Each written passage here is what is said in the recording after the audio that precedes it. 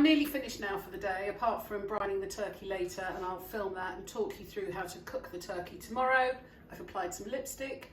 I think it's nearly time for a French martini, but before then, the vegetables that you can prepare ahead. I don't do too many additional sides because you're going to have the pigs in blankets, you're going to have stuffing, we're having Yorkshire puddings, we are having roast potatoes. I cook my roast potatoes, first of all I cut them very small and I cook them for 10 minutes, then I drain the water out and I shake them vigorously in the pan. So they're really roughed up, and these will be absolutely fine parboiled the day before.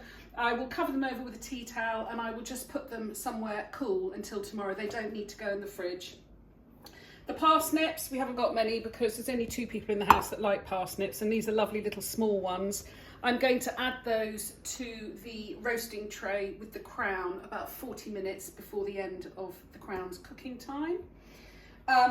We love carrot mashed up with swede. So this was 1 swede, about 8 carrots, cooked till soft, then pureed with a lot of butter because everything tastes better with butter, and also some toasted caraway seeds, which really make it sing.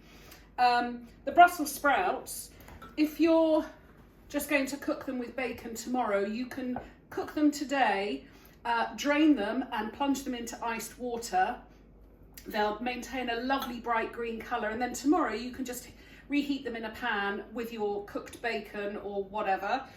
We're actually going to have them the way I cooked them the other day. The film is on my website, on the homepage, because they were so sweet and delicious, and even those that didn't like Brussels sprouts loved these. So I've prepped them today anyway. I've cut the bottoms off and I've quartered them.